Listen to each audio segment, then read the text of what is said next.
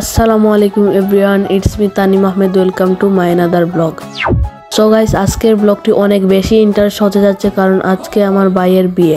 গায়ে হলুদের ভিডিওটা তো দেখেছেন, আর এটা হলো বিয়ের ব্লগ। তো গাইস, রেডি হওয়া যাক। সো গাইস, আমি কিন্তু রেডি হয়ে চলে আসলাম। এবার আমরা বরযাত্রীতে যাব আর আপনাদেরকে দেখিয়ে দেব।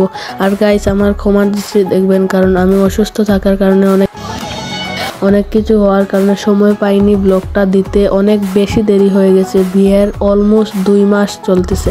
সো গাইস, গাড়ি তো দেখেছেন, মোট 12টা গাড়ি আসবে, আরও আসার বাকি আছে। আর গায়ে হলুদের স্টেজটা দেখেন এখন কি অবস্থা, ছুটিয়ে ফেলছে সব কিছু।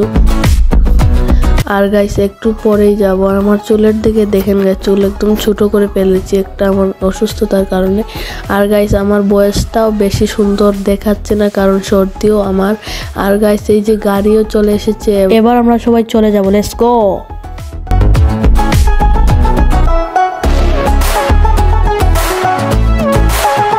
সো গাইস, গাড়ির ভিতরে কিন্তু আমরা সব বন্ধুরাই আছি আর ওখানে অনেক বেশি মজা করতেছি। এইগুলার ফুটেজ তুলতে পারিনি, আমরা কিন্তু এখন চলে আসলাম।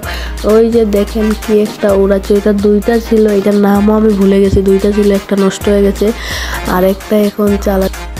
সো গাইস, আজকে আমরা চলে আসলাম আজকের যে ব্লগের বিষয়টা, আজকের জায়গা, সেখানে চলে আসলাম। সো গাইস, আমরা দেখতেই থাকুন, আমার পাশে থাকুন। যারা এখনও আমার নতুন অডিয়েন্স তারা সাবস্ক্রাইব করবেন, যারা এখনও লাইক করেননি তারা কিন্তু লাইক করবেন এবং কমেন্টে আপনাদের মতামত জানান।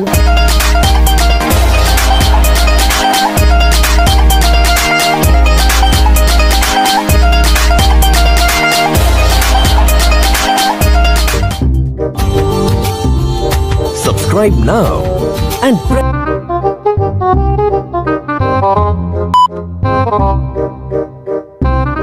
গাইস, অনেক কষ্টের পর এবার বর নামতেছে, আপনারা দেখতেছেন। আর ওখানে গাইস এখন গেট ধরতেছে, ওখানে আরো বেজাল, অনেক সময় লাগবে। সো গাইস, সময় যাওয়ার আগেই আমরা কিন্তু ওখান থেকে চলে গেলাম কারণ আমার এগুলো ভালো লাগে না। আর গাইস, দেখতে থাকুন এখানে কি হচ্ছে।